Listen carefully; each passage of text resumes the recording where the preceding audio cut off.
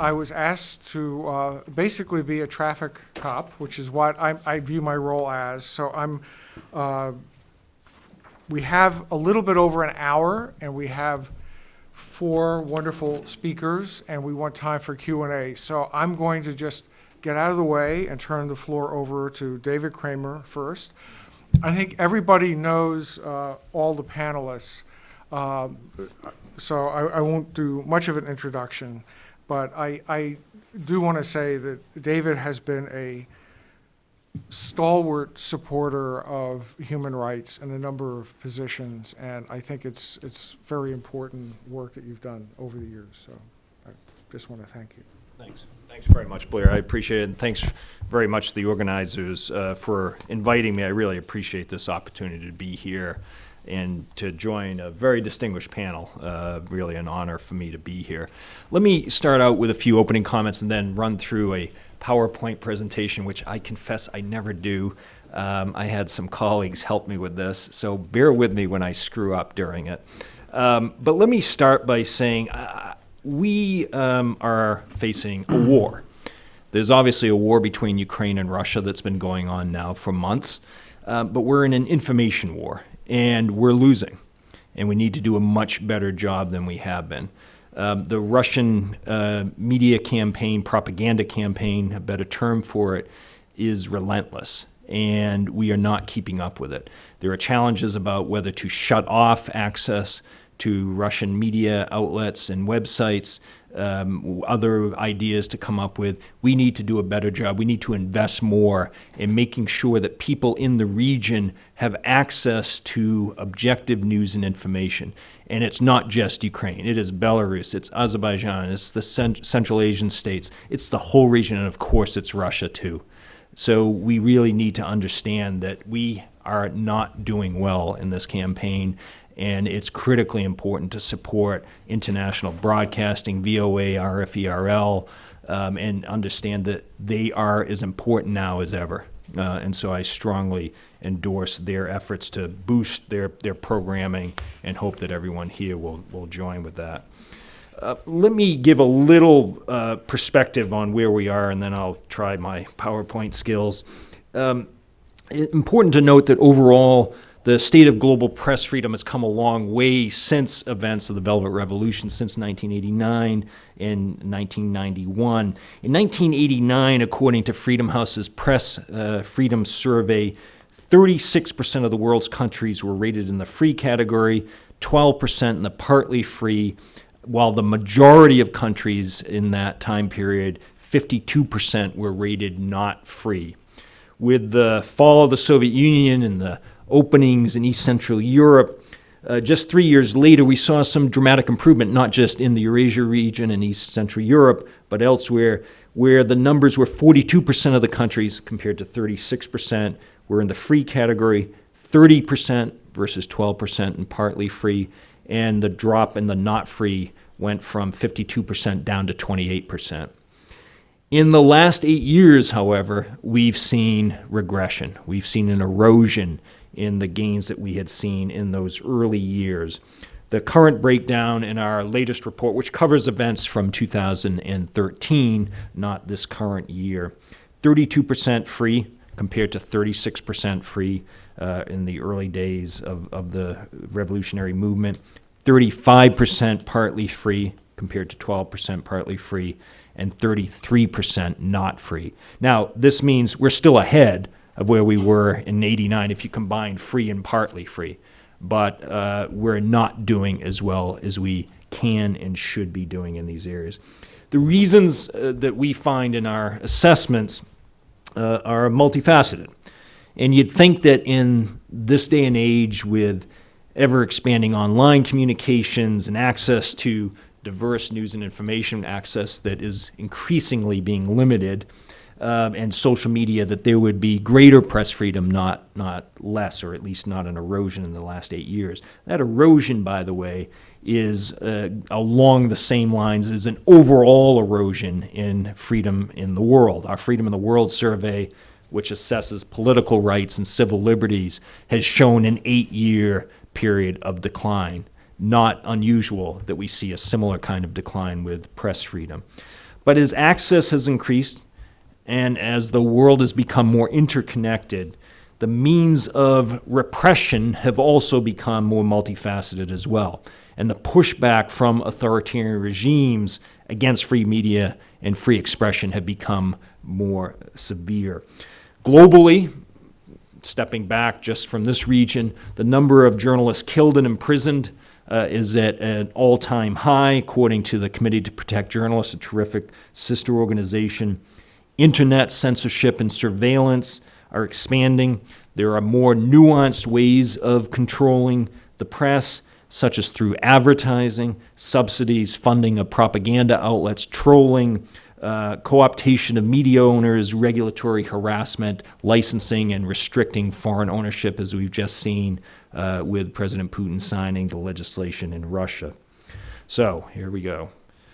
Turning to the region under our focus today, we've seen markedly different directions in the countries in Central and East in Europe and Eurasia. If you look at this map, which maybe is hard to tell with the colors, but you see a sea of purple, I guess. I'm partly colorblind, so I'm not sure. And that is the not free.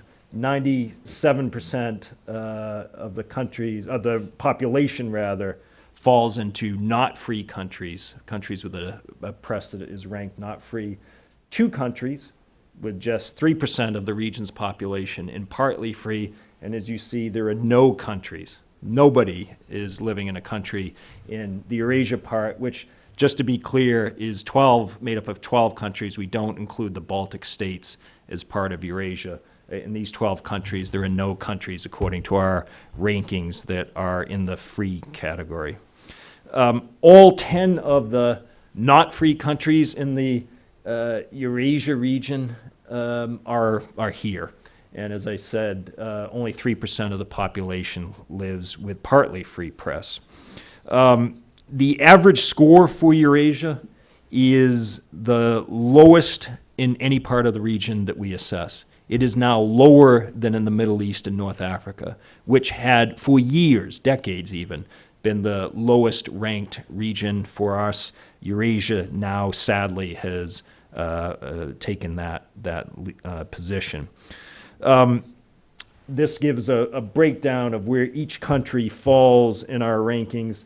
And as you'll see here, we do, just for purposes of comparison, include the 3 Baltic states, which my head may be in the way: Estonia, Lithuania, and Latvia. Georgia and Moldova being the 2 countries in the Eurasia region that are partly free, and then the others in various gradations in the not free category, with Belarus, Turkmenistan, and Uzbekistan very much at the end.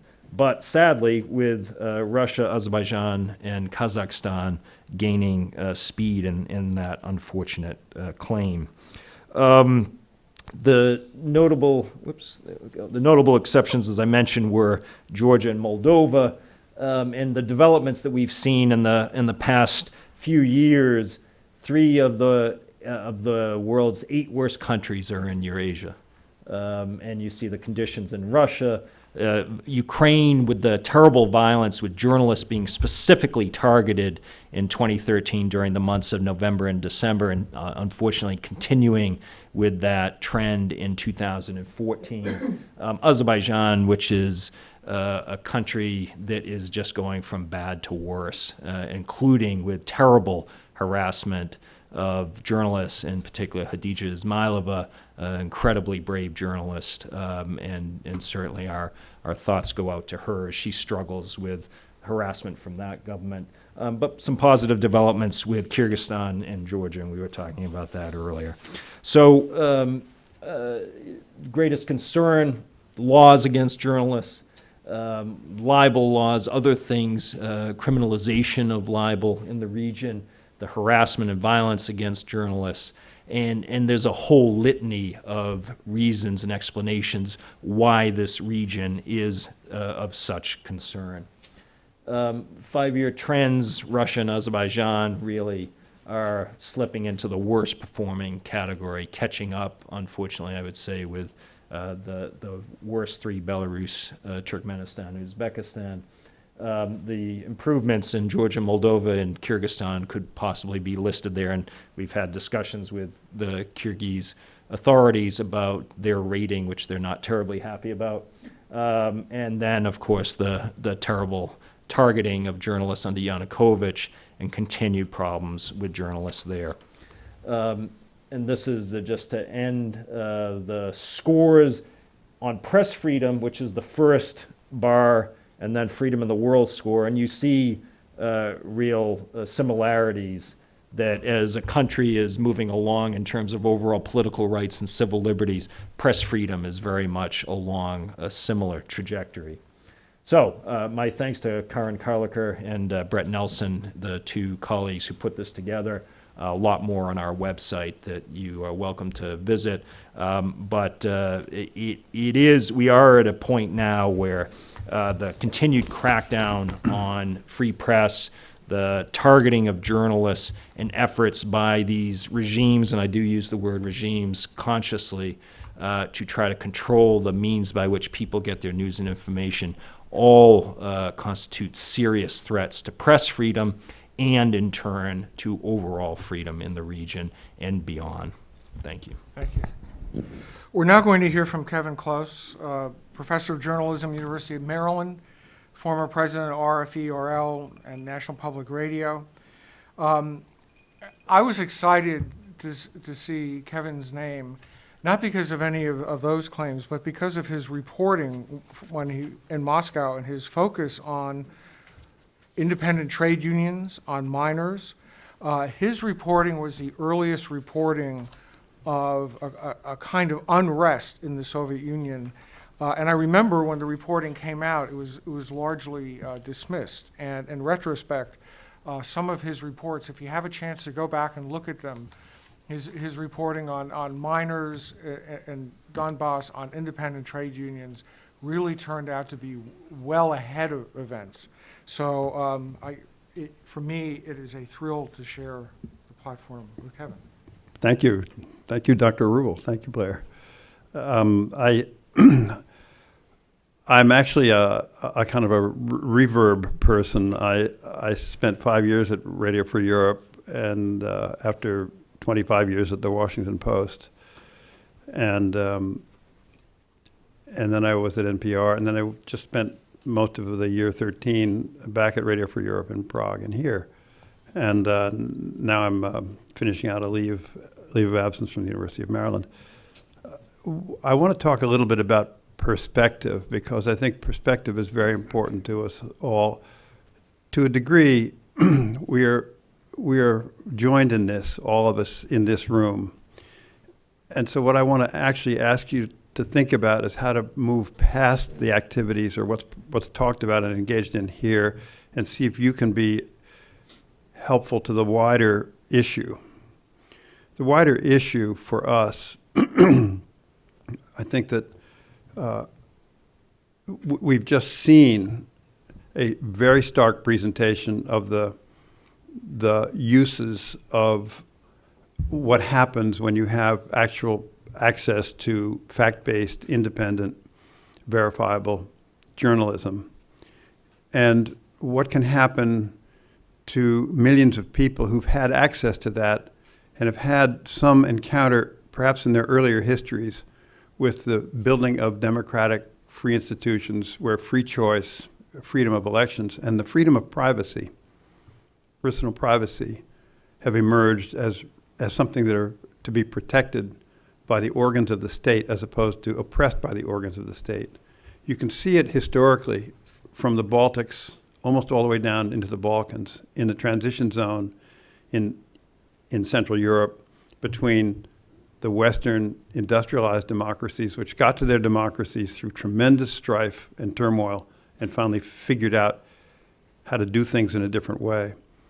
And the issues that were and have continued to be much more oppressive in their instincts and in their actions further to the east. In the transition zone, interestingly, these are societies which had been suffused with certain ideas that came out of the Enlightenment, certain ideas that came out of the events, the tumultuous events of the 17th and 18th centuries, and then the 19th century, and finally the terrible bloodletting of the 20th century. And they, through that processes, some positive, some negative, all of it a search for some way to establish stability in their societies. They finally determined that access to freedom of information, which could tell them about what was lacking in their societies, was crucial to their further development. And so protections of those freedoms are characteristic of those places. And they're characteristic of just what we saw in the presentations in the previous panel about what happened in Czechoslovakia, in Poland, in Hungary. It doesn't mean that it's going to be that way forever. Vaclav Havel, I think in his second term of president, remarked about the complexities of democratic self-government when he said to somebody in the aftermath of some sequence that was engaged in the national politics of the Czech Republic. He said, democracy. Yes, now we see the tunnel at the end of the light because you got to work at it every day. A wonderful, wry understanding of the requirements of a democratic society. In the places where it is repressed, it is because people have not had the ability for self-rule, even in their own lives, except in the most narrow circumstances. What empowers them is access to credible, reliable information.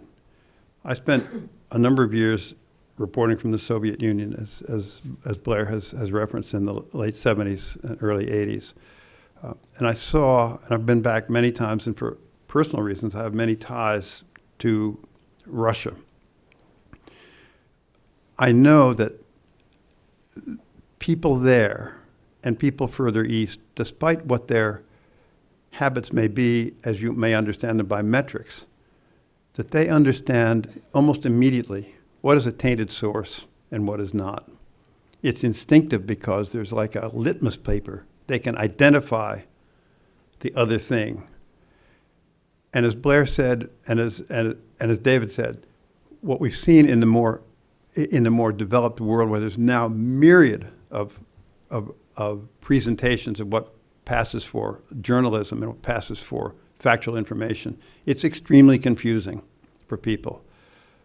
But ultimately, they will find their way to something which goes through thick or thin, through rain and sleet and snow and slush, and is there for them under the worst circumstances. They will ferret it out because they hear it by word of mouth or by encounter or by what is in the society which can't be seen on the surface. And they will find themselves to these kinds of organizations that hew the line, that stay with fact-based, independent, verifiable journalism, no matter how hard it is. And it will help them slowly but surely build different awarenesses of what they're being told and of what they're having to swallow and of the things that confine their thinking and prevent them from having the freedoms that others have. The circumstances today that all of these broadcasters or these presenters that are used to the Western notions of what is fact-based journalism adhered to or not as best they can, but far different from what we're seeing today further east and in the former Soviet zone in so many places. What they're presented with is the need to stay the course. What I'm speaking about is, as we leave this sequence of conversations and presentations, it seems to me extraordinarily important that people whom you know in your societies, professional and personal and familial, hear from you about the need to support these kinds of organizations. In the year that I spent at Radio Free Europe in 2013, and there are people here in this room who know this because we all faced the same issue together, whether it was whichever of the 5 enterprises that were presenting content to other people outside the confines and the borders of the United States, of these different enterprises, it was always, well, we can give you this, but we have to take it away here. We need to have an understanding that if the United States is going to play in the world, a much more complicated world than it was after the fall of the Soviet Union, as it turns out. A much more complicated and challenging world than it was after the Velvet Revolution, unfortunately. We need to stay in contact, and we need to have support. Support at the place where money comes from. In the case of these particular organizations, virtually all their support comes from the federal government. They need to hear from us. They need to hear clearly and coherently that support not a borrow from Peter to pay Paul, but a larger sequence of commitment, because it is ultimately in the national interests of this great nation of ours, this self-governing polyglot society of people who are, all of us, every one of us, are ultimately immigrants from some other place. Everybody in this room has a private story, a history, which they know either very well or a little of. People came here from some other place. We owe it back to them. And these organizations, whether it be the Voice of America or Radio Free Europe, Radio Liberty, or Middle East Broadcasting, or the Office of Cuban, Office of Cuban Broadcasting, and the Voice of America, we owe it to the people who want to listen to these things to be there for them in new ways. So I want to say that to you all. I don't want to get into the doctrinal issues that may or may not have to do with what happens today or tomorrow in any studio of any of these organizations. We're thinking entirely about what is our goal in producing credible, fact-based information for people afar from here. It has been the lifeblood of democracy. Finally, what do we know about our own past? Wherever they came from, whatever their circumstances, when it came time to figure out how we would go forward, when they started putting things on paper, writing a declaration, then turning to a constitution, and then amending the Constitution. It isn't the Sixth Amendment or the Ninth or the 15th, it's the First Amendment. They wrote, Congress shall make no law. What did they want? They wanted to make sure that the people of this revolutionary experimental society, experiment in self-government, would not have the state in any newsroom. That the news would be independent of the power of the state. That was their experience. That's what they were trying to escape. And when it came time to fashion this society, they didn't know about Freedom of Information Acts, or they didn't know about court cases. They didn't know about any of that. What they did know about was the state shall not be in the newsroom. That was their commitment. That has empowered this country in unique ways. And that is what the power is that derives from these great organizations that are presenting to people quite far from here who don't have the history, but who yearn for a different cut, a different deal, a fair deal for the first time in their lives. Finally, I want to say one other thing. The Generation 89, in the context of the former Soviet Union, is a different generation from its parents. Not all of them, but that generation has the capacity to do something which is extraordinarily important to getting free of government domination. They have powers of critical thinking that often their parents and their grandparents don't have, because they were born into, in a sense, a kind of revolutionary time. And even though they were children when it happened, that the Soviet Union dissolved itself, and that there was a possibility of a new deal, even though that deal never occurred perhaps in some of their lives in some of those regions, and has never occurred in other parts of the world, there's a hereditary mythical moment in the histories of those families where something changed. These organizations, the Voice of America, first started broadcasting in 1942. That's a long time ago. It has continued to this day. Radio Free Europe in the late 40s, early 50s, and so forth and so on. In some of these cases, in some of these listenerships and potential listenerships, 3 and 4 and 5 generations of a family have heard these voices or been able to get to these websites in the new generations. Every generation finds its own compass points to guide itself going forward. The generation 89 is an important generation for us. They're quite young still, and they're using every kind of media. I think as these organizations continue to mature and move and progress, as they turn to more and more of these kinds of media presentations, it's not about the media, it's not about the medium, it's actually about the content. Thank you. Thank you. Nidot Pesic is Editor-in-Chief, RFERL, founding director of the RFERL Balkan Service, and former program director and correspondent of Sarajevo Television. Yeah, many formers in my title. And in the future is going to be, I guess, an additional formers. I'll try to make a little parallel between then and now, Cold War and now, and get some conclusions out of it. With all the respect to my colleagues, to Pavel, etc., I tend to say that it was during the Cold War time. It was easier. It was black and white. Today is much more colorful, and I believe it was much easier to fight propaganda at that time than today.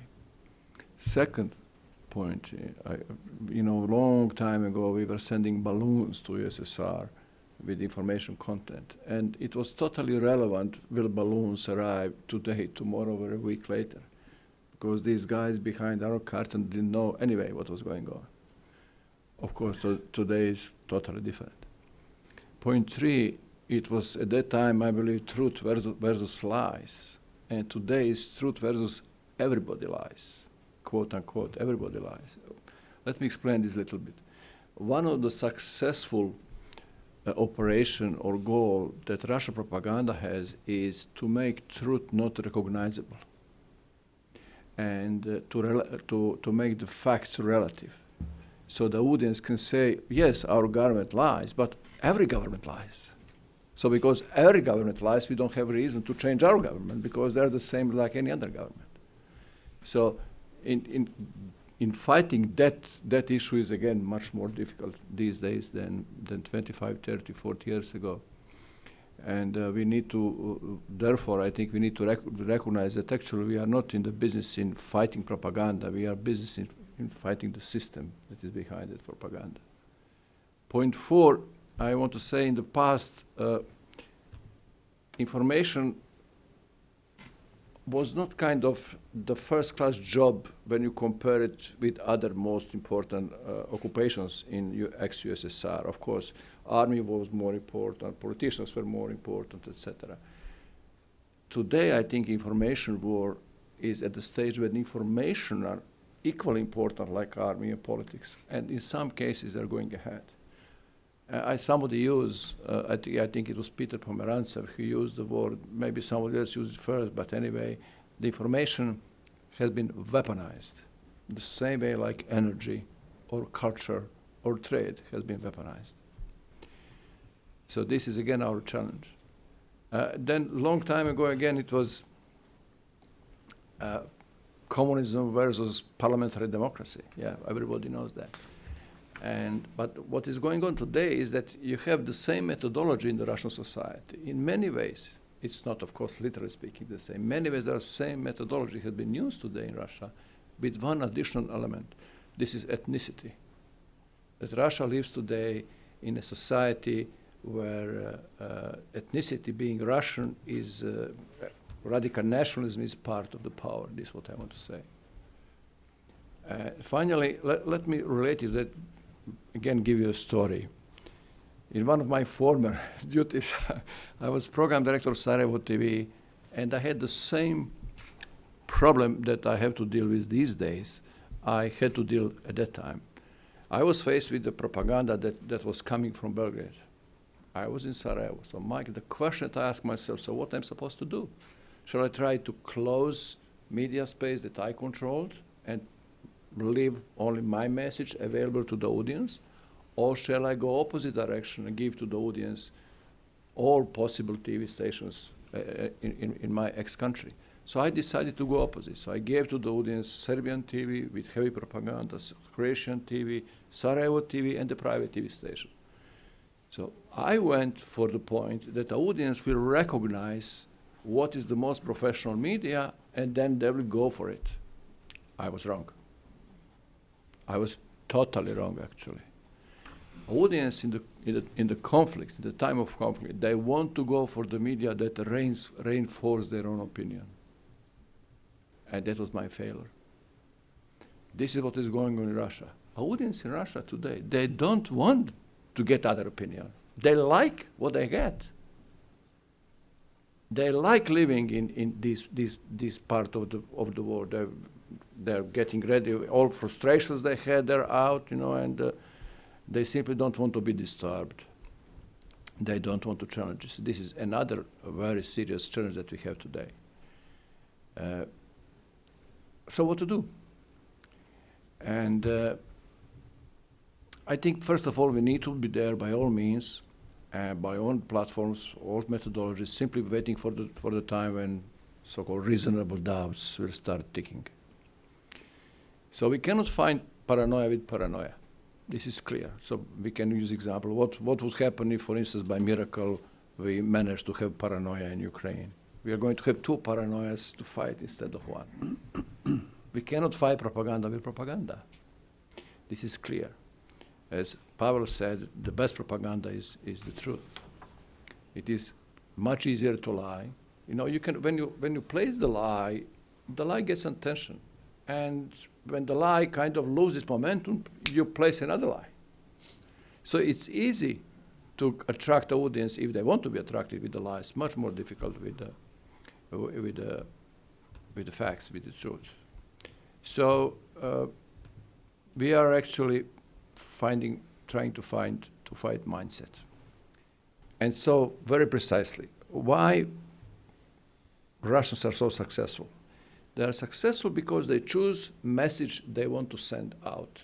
An army of officers, quote unquote, meaning editors, journalists, are following that message on all the platforms, wherever they want to.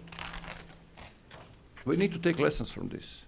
I think we are very often obsessed with the platforms, so I don't think we should think too much about platforms. I think we need to, the first point of our strategy should be story-based strategy. This is the story we want to make, and this story goes out.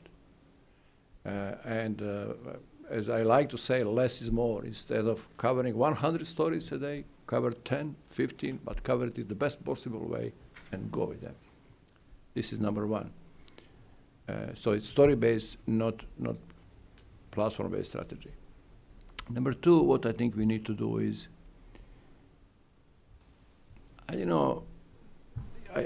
hope I was clear today, but let me give you an example. Today in Belgrade, Putin delivered a message that Russian troops liberated Belgrade. And I'm 100% sure that Russian media today or tomorrow are going to say, Russians liberated Belgrade, Russians liberated Nazism, we need to fight Nazism today as well. So this is their message. So what is then my story to tell? My story is to tell, for instance, that there are many Ukrainians who are fighting liberating Belgrade. My story is to say it's not only Russians that fight that liberated Belgrade. There are lots of Tito forces. My story is to say, well, what was the Western role at that point, and why Russians could even go to the Belgrade, etc. So this is what I want to be a little bit more clear. Second point, I think, we do want at RFL to build partnership with the media that are more or less in the same business as we are. And when I say so, I refer to the partnership that we and Voice of America established at this moment with Latvian TV, with Lithuanian TV, with Ukrainian TV, Georgian TV, Moldova TV. Those TV stations are actually, I'm sorry, Latvia not yet, but pretty soon, those TV stations in those countries are carrying out the joint program that RFL and VOA made. It started actually on Tuesday. 30 minutes daily news in Russian. We want to expand this partnership, going to Central Asia now. I came, I think, Monday or Tuesday from Central Asia. We identified 6 TV stations in Kazakhstan, Kyrgyzstan, and Tajikistan that are desperately waiting for us to start a similar program. This is 12 TV stations. If we manage to continue with this, in about 6 months' time, we're going to 15, 16 TV stations that are working with us on the same project. Each of these TV stations individually are weak. But when we do something together, it's going to be much stronger.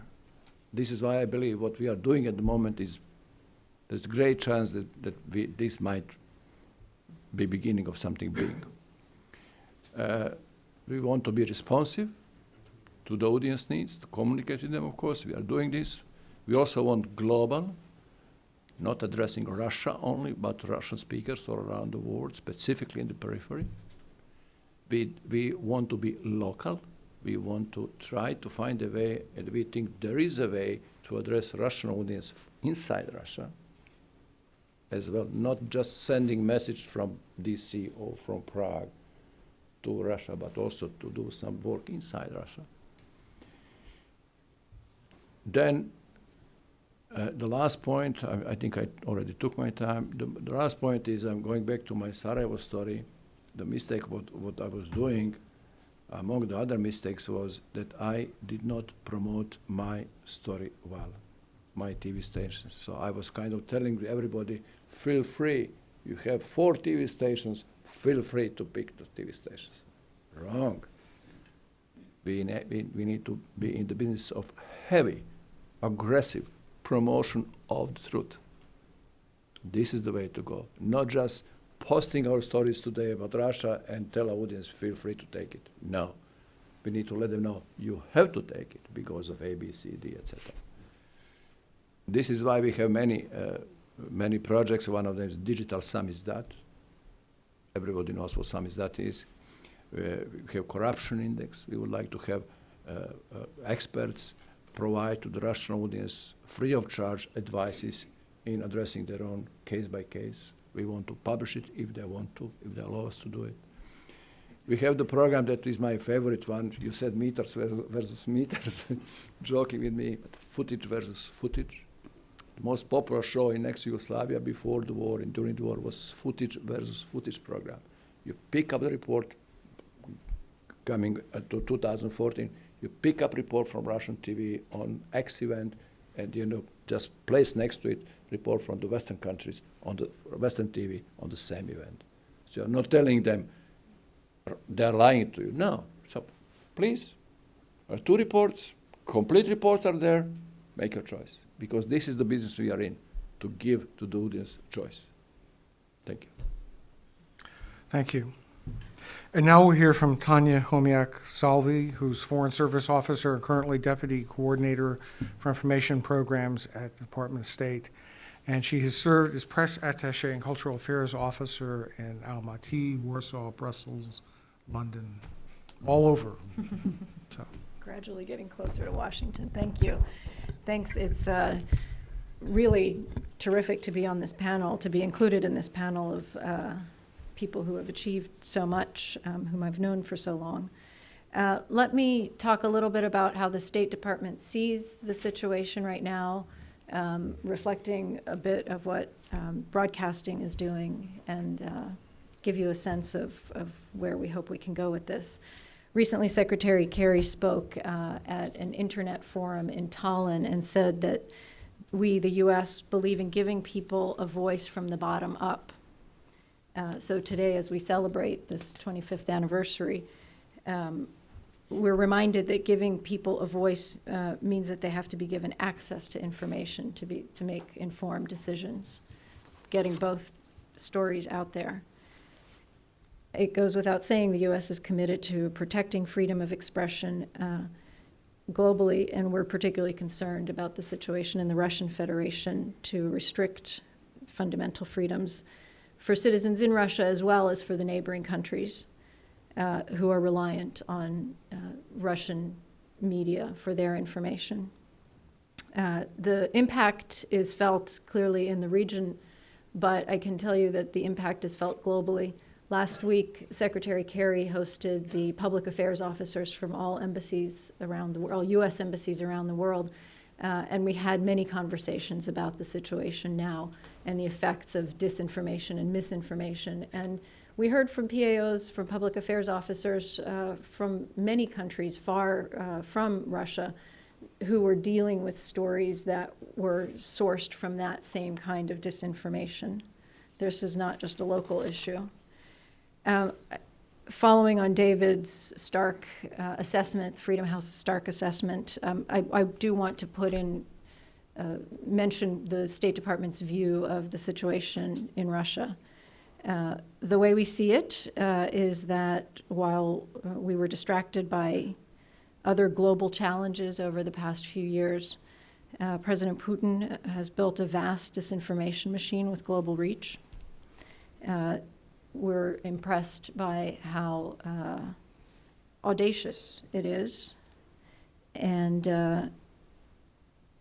in particular, the impact is felt on the populations right outside of Russia, by the populations, the Russian-speaking minorities who live in neighboring countries. At home, the Russian Federation is taking steps to constrict the exercise of freedom of expression through internet access restrictions, restrictions on access to traditional media, and the recent trend of acts of violence, harassment, and intimidation carried out, particularly against Russia's involvement in Ukraine. President Putin recently reiterated his desire to replace the globally connected internet, the freely accessible internet, the public square that we have now in the 21st century, with a system that would route traffic through servers in individual countries, which gives the possibility for greater government control of this information flow. This follows recent other efforts to block free media in Russia. The grounds on which authorities can block websites without a court order have been broadened, and other new laws toughening punishment for extremism, in quotes, have been frequently used to constrict the exercise of the freedom of expression. Vkontakte was recently taken over by businessmen closely linked to the Kremlin. One of the last independent TV channels, Dost, has been excluded from cable and satellite services. And you can see that in other media outlets where officials were replaced by pro-Kremlin officials. Finally, we're disturbed by the acts of violence, harassment, and intimidation carried out against journalists and those peacefully expressing their dissent, particularly against Russia's involvement in Ukraine. In August, at least 5 Russian journalists and a local assemblyman were savagely beaten when they attempted to report on bodies returning home from Ukraine. Lev Schlossberg, whom we all know, was beaten to unconsciousness by unknown assailants. We note finally that the authorities' investigations into these attacks often do not result in prosecution. In light of all this, what can the U.S. government do? One small effort that I want to tell this group about is a response to this intensified, increasingly energetic propaganda efforts. We have launched in the State Department a Russian language social media platform designed to counter the distorted truth that we see being pushed out in some media. This team is aiming to directly challenge the negative narratives by providing audiences with the facts, by providing an alternate source of information. We use social media as a rapid way to deliver our message. Nenad's balloons are now tweets, and we can use the technology to deliver our messages to the connected audiences, to the audiences who are on social media, in hopes of that information flowing to a broader public who relies more on traditional broadcast media. Essentially, we're harnessing the connectedness that social media has given us in 2014 to inject our narrative into the conversation that's happening. we do bear in mind the skepticism of audiences of all government sources of information. And while we don't hide the fact, we clearly identify that we are State Department interlocutors, our aim is simply to inject a point of view into the conversation, knowing full well that people will read it and judge for themselves. That's in fact one of our taglines that we use. We're supporting people who share our fundamental values. We don't need to make up a narrative. We're talking about the freedom to speak, the freedom to publish, the freedom to define one's country's own future. So therefore, we only need to share America's story in order to correct these distortions. 25 years ago, we were carrying copying machines and fax machines to the people. 40 years ago, we carried mimeograph machines. Today, the internet is connecting bloggers from Staunton, Virginia to Pskov, Russia, without balloons. And these connections, these bloggers have the voice, they can use their voice to influence international debate. So we hope that our small effort, or the State Department's latest effort, will inform the conversation by adding our views and policy statements into the debate that we see raging. 25 years ago, the Velvet Revolution showed that giving people a voice can bring about change. As we celebrate those accomplishments, we're reminded by events taking place today that we need to be vigilant whenever fundamental freedoms are threatened.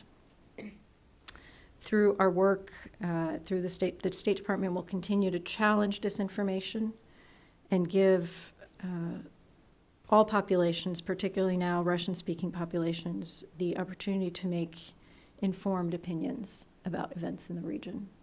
Thank you. Thank you. You know, I think we've just been treated to a remarkably eloquent series of presentations and remarks about the power of making credible, reliable information available to everyone. And yet I have a nagging sensation which I want to bring up. You know, Tanya just said we don't need to make a new narrative. This is who we are. And yet, I sometimes have a feeling if one were to walk in any direction from this building, a mile or two or three, you'd encounter a lot of people who are pretty cynical about all of these issues.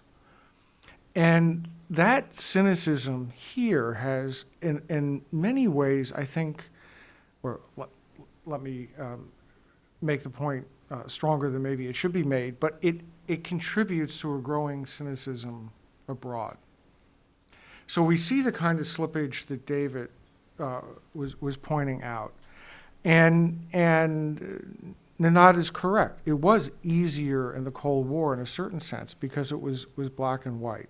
So I guess my question is, how do we go back to where Kevin closed his remarks by pointing out, you know, it was the First Amendment. This is what this country, the notion of access to credible and reliable information is what this country was founded on. And when we have discussions, it really isn't about having to rob Peter to pay Paul to keep something going.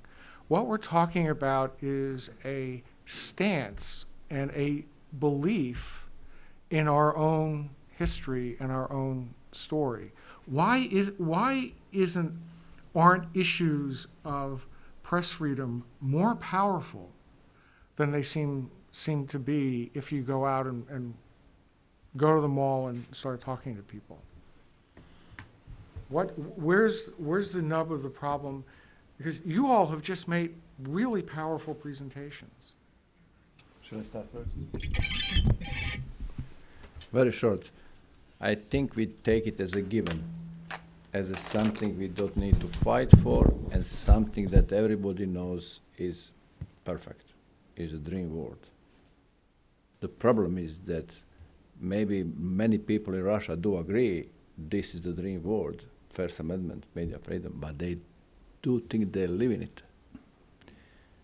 And on the Western values, just the latest story I heard from Central Asia, you know how do they call Radio Free Europe and Liberty there?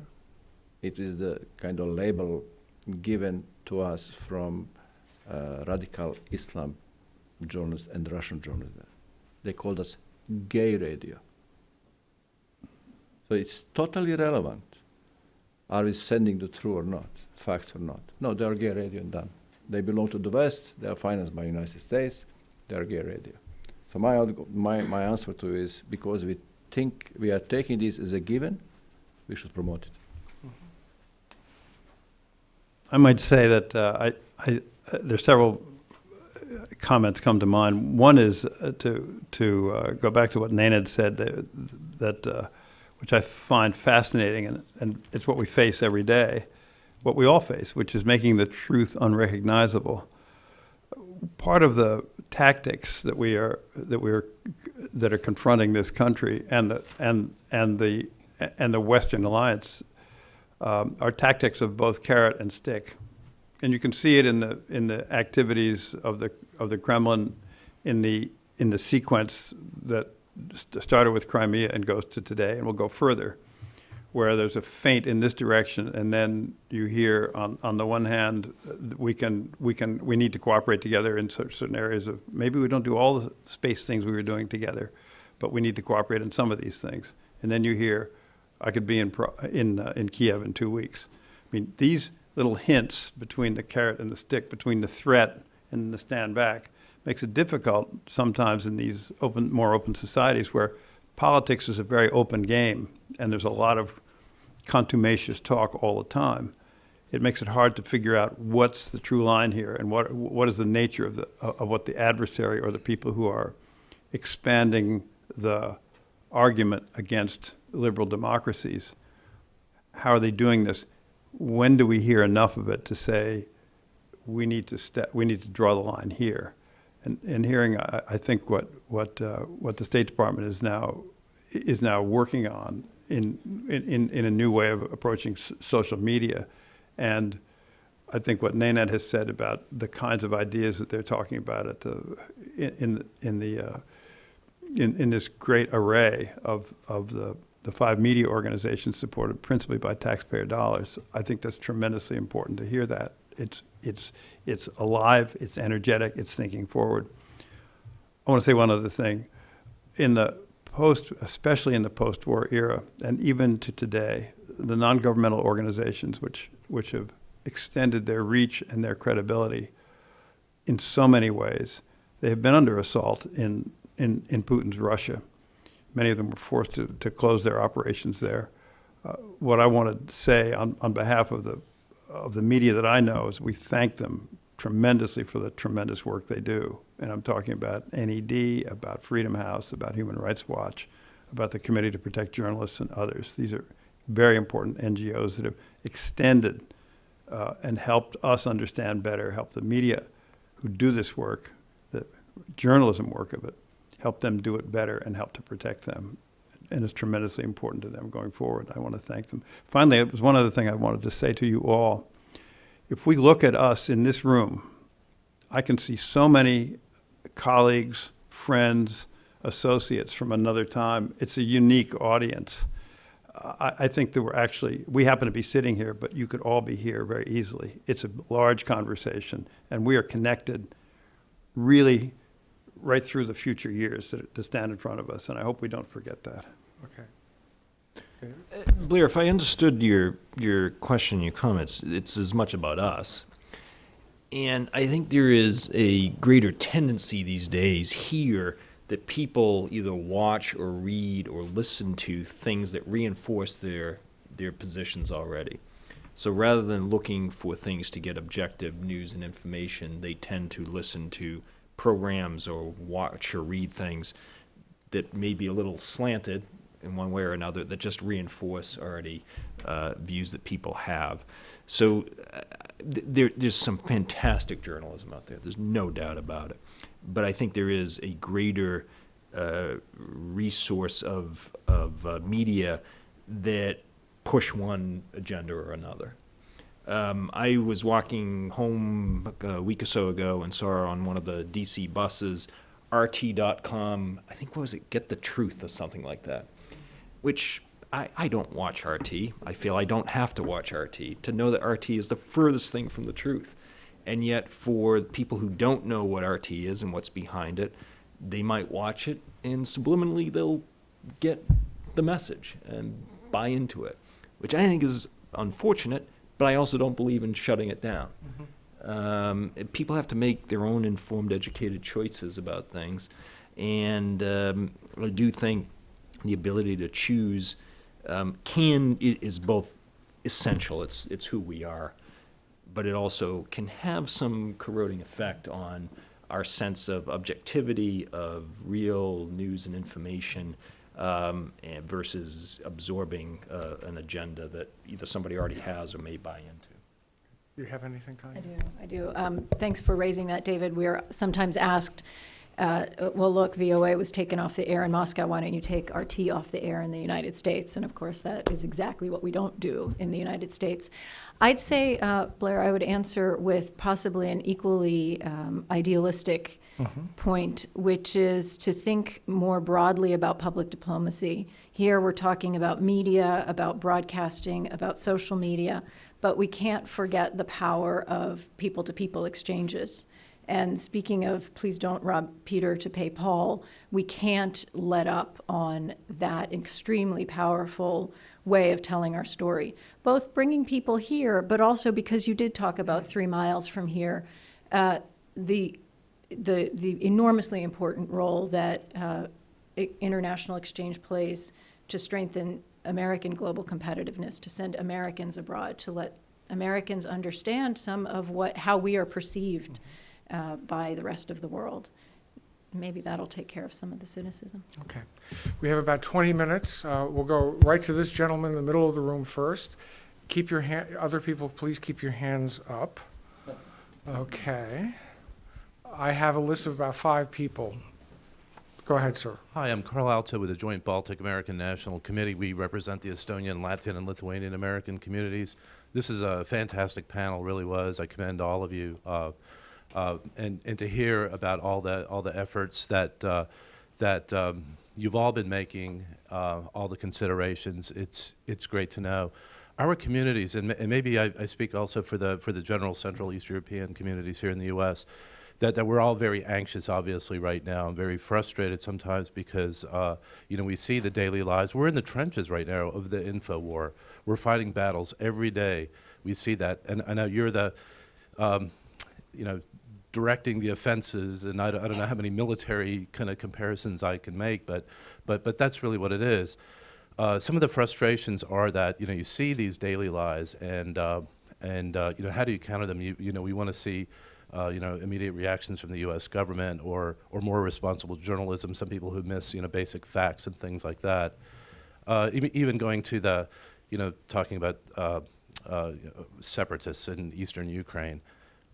So there's a long-term strategy under that, but how do you balance that all? Maybe some more thoughts about how do you balance the long-term strategies with just the daily, countering them, punching in the nose? So thanks.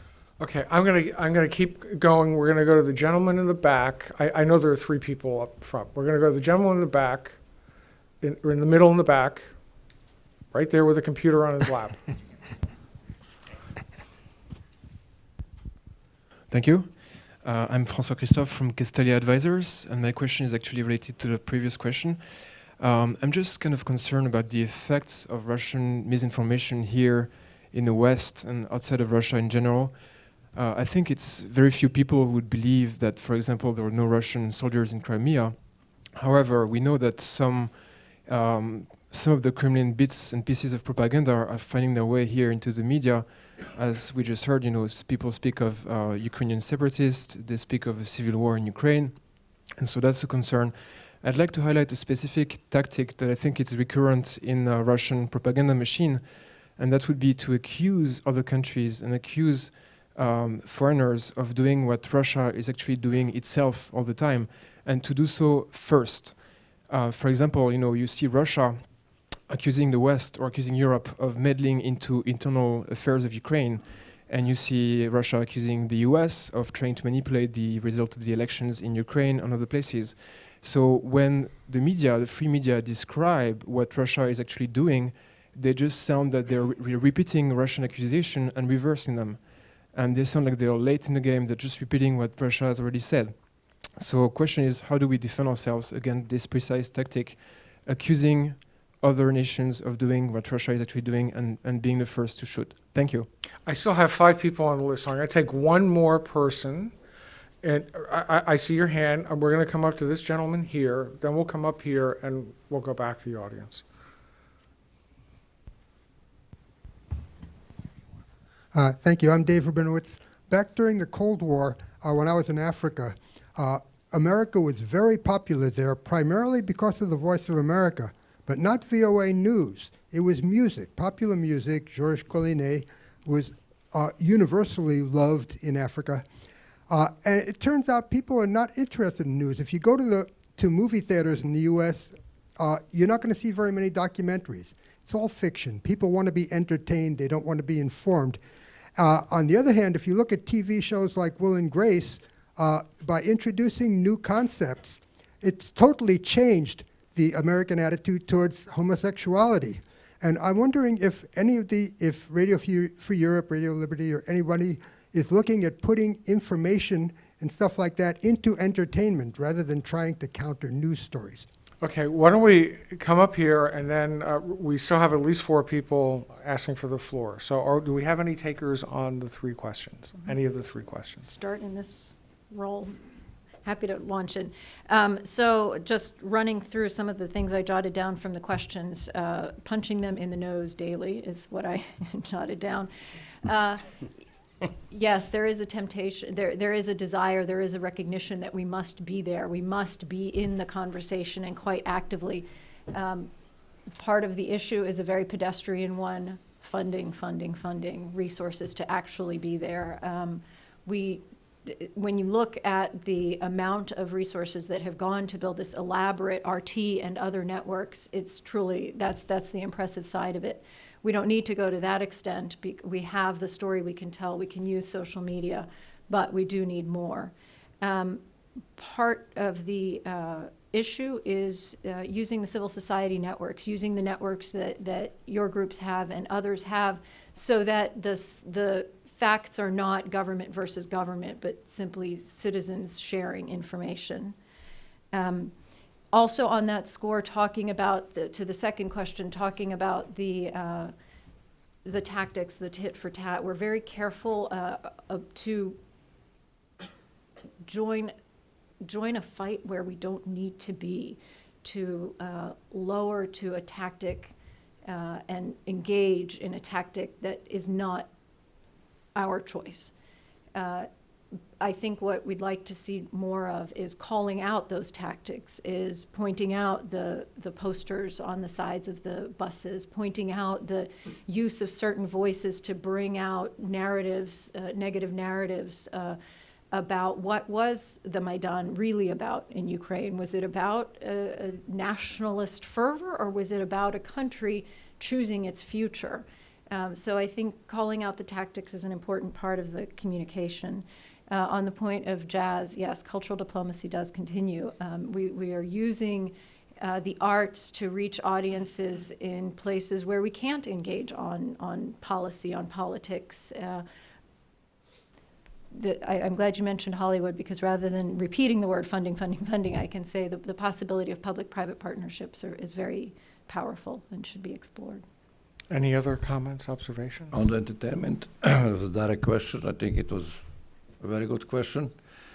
You know, when I was in Latvia maybe 3 months ago or something, they told us you need to come up with a high-quality entertainment program if you want to reach Russian audience, because what Russia TV has been doing, Russia media, they have good entertainment program, and then while people were, have been watching entertainment, there is a news, scrolling down at the end of the screen. So unfortunately, it's expensive, and we are not doing this. But what we do, for instance, on Tuesday lunch show, we have a satire. One of the things that Putin kicked out from Russia For the first thing was Kukli, very famous satire program. And we'll try to kind of give it a new life to this. I might say I put in a word for Radio Sawa, which is essentially it's a contemporary music show that has news in it, and I think that it was essentially invented 20 years ago or more, and I think it actually has quite a substantial listenership. In part because music in the Middle East has a tremendous pop music has a tremendous political edge to it and relevance, and I don't know what where it stands in the hierarchy of people's values at the IBB or at the Broadcasting Board, but I think it had and has quite a substantial audience.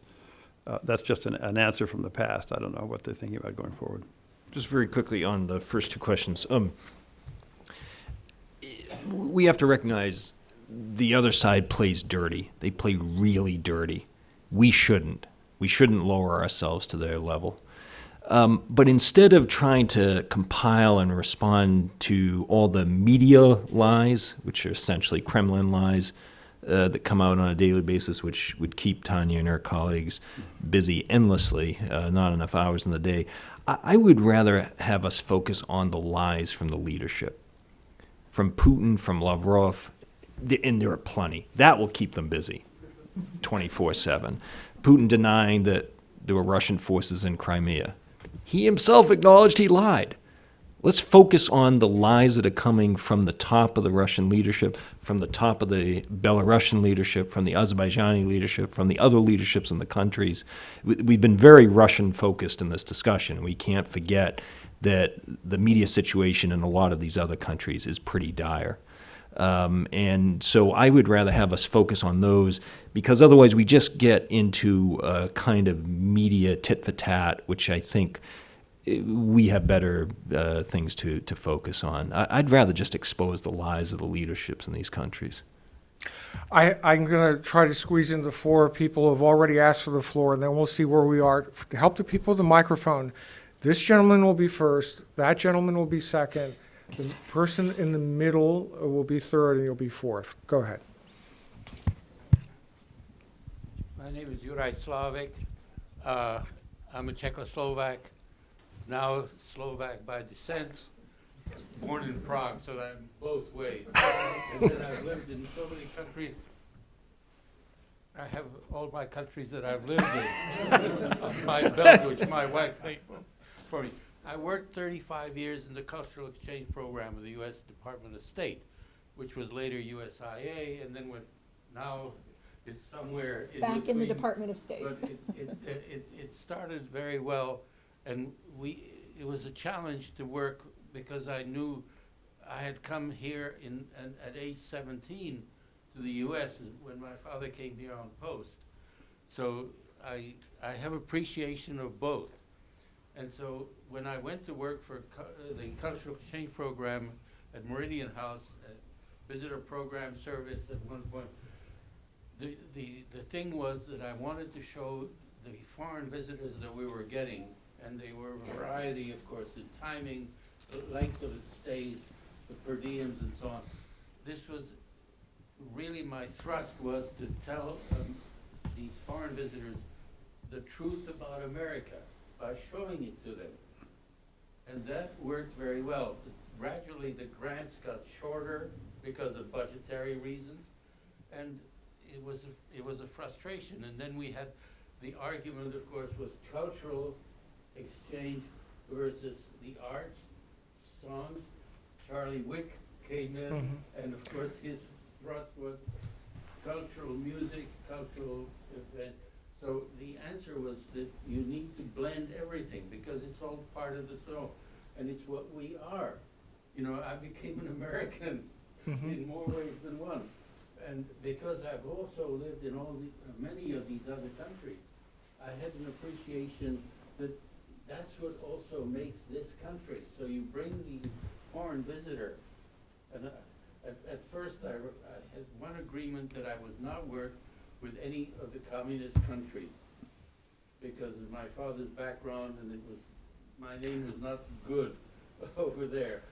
So the trust was that when the third world countries started coming in with Tito, it was very easy to work with them because they came.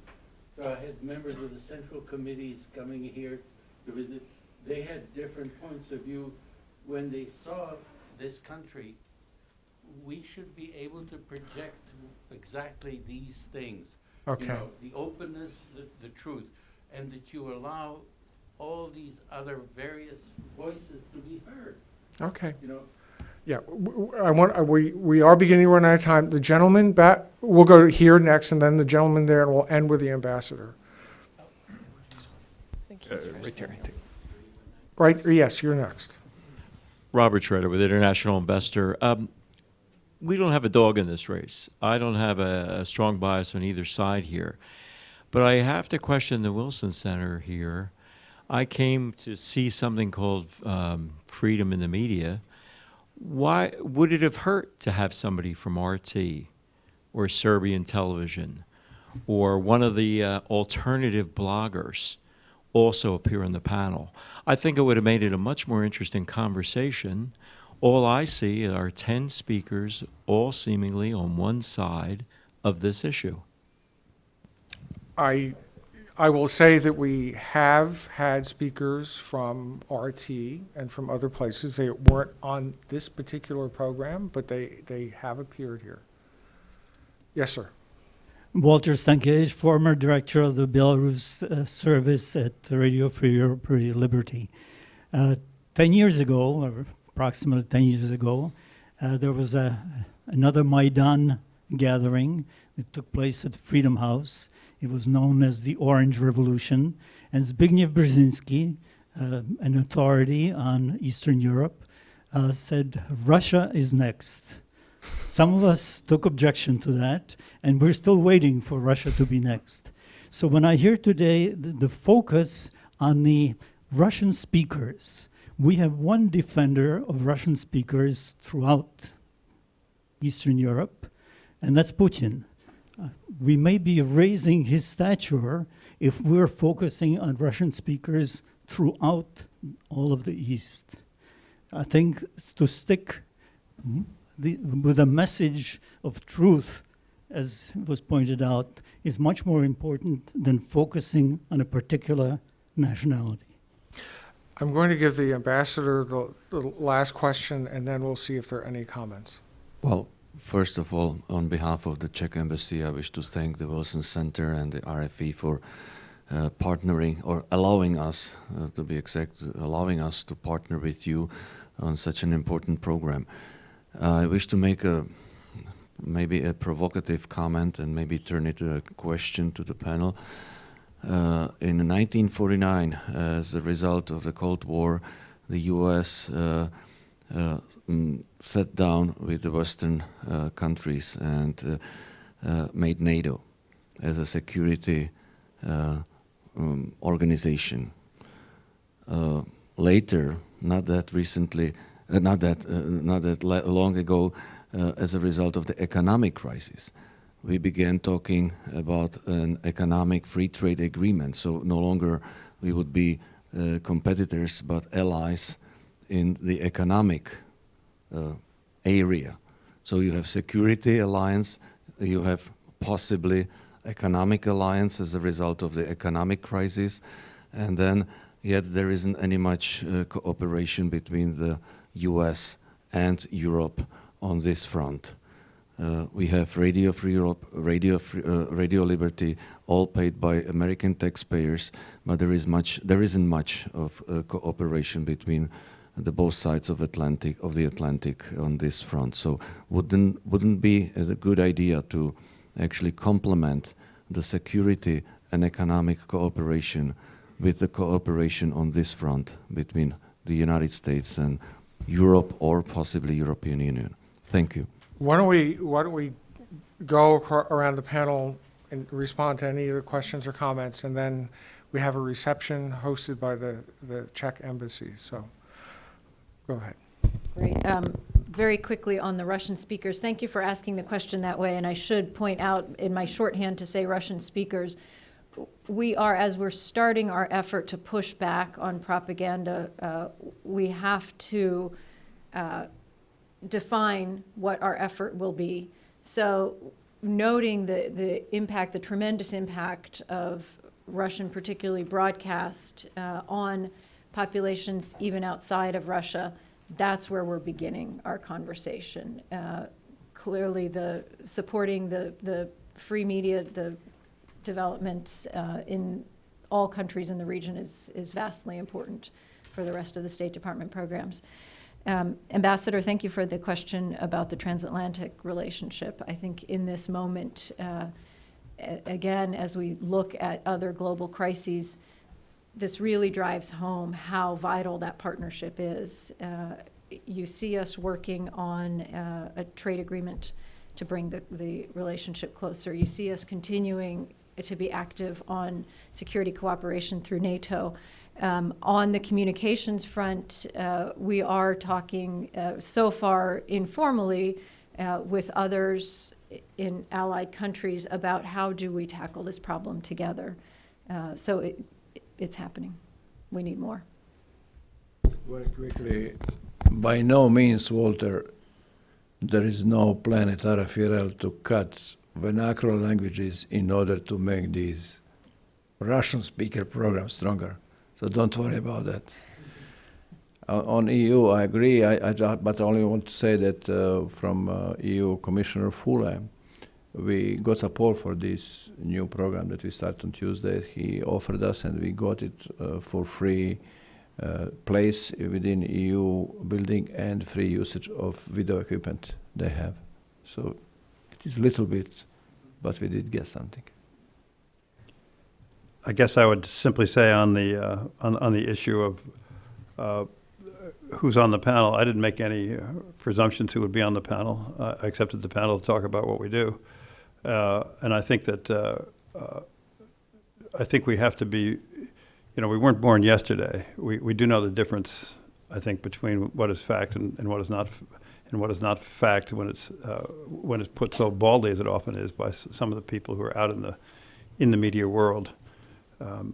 And some of the comparisons that have been made about what America is to what we think it is are rather far beyond the pale. It's all right. I'd be happy to have that discussion with anybody. I'd be happy to have it later.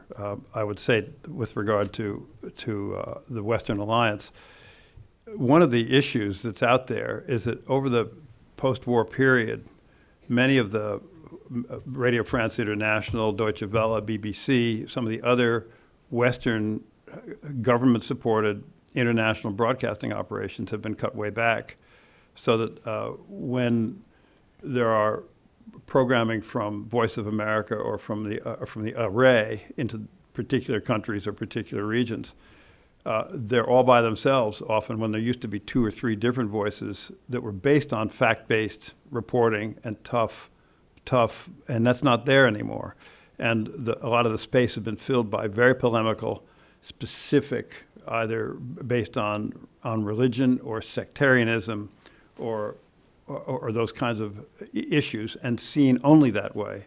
So it's become, in some cases, a very problematic place, but very important for us to continue for the Western values to stay in place as much as we can make them stay in place, and to expand them if we could. I'm thinking particularly, and I just want to get into all the details because it's a whole separate sequence, but in the Balkans, we have many divided indigenous vernacular languages and peoples, with lots of religion flowing in there and lots of regionalism and lots of outside influences coming in to try to keep everything from settling its issues. We would certainly, I'm sure that the radios and the U.S. broadcast media would welcome for others to deal with this issue as opposed to being left alone. Just 3 quick points. First on RT. I'm a strong believer in freedom of expression. I believe firmly in debate and differences of opinion. I had nothing to do with the composition of this panel. I couldn't think of a bigger waste of time than to have given a slot on this panel to somebody from RT.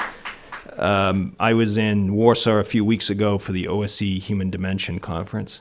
where RT had a disgusting inflammatory display about a journalist killed in Ukraine, making outrageous accusations. They were there in full force. I didn't object to their presence there, but they certainly contributed nothing to having an enlightened debate and discussion. And as long as someone like Dmitry Kiselyov is in charge of RT with his hate-mongering and his spewing venom, he's not a journalist. The EU, in my view, is right to put him on the visa ban list. I wish the US would do the same. I don't support putting other people from RT on there. I don't support yanking them off the air. But we certainly don't need to waste people's time by having somebody from there here. Putin is an enabler for the region. In 2000, 2001, he was brilliant in discovering the need to take over nationwide TV channels from Gusinski and Berezovsky. But let's not absolve other leaders in the region of responsibility for what they've done to the media. Lukashenko was already well underway in taking over the media in Belarus. Azerbaijan, same thing under Aliyev's father. Central Asia, the same thing. But Russia really has set a terrible model for other countries in the region and other countries in the world. This is not just a regional phenomenon. Last point, I should have mentioned this in my opening remarks. It is critically important to support journalists and media organizations in the region. There are journalists out there struggling to do the right thing. We, in our very limited capacity at Freedom House, do work with journalists, helping them do investigative reporting, staying safe, looking into issues of corruption. Other organizations do terrific work in this area. Local people need help. They want to be professional journalists, and I think we have a responsibility to do what we can to help them do that. Thank you. Could I just add one point on that? Just as a matter of fact, there are hundreds of indigenous journalists across that whole region where freedom of information is under repression, who provide independent, fact-based, verifiable journalistic reporting to these organizations that we have worked for or work for today. It's a remarkable sequence, and it's something which spreads the reality down to the township level and to the block level in some places, and it's enormously important. Well, this has been a really wonderful panel, and I want to thank all the panelists and ask that you join us at the reception across the way. Thank you.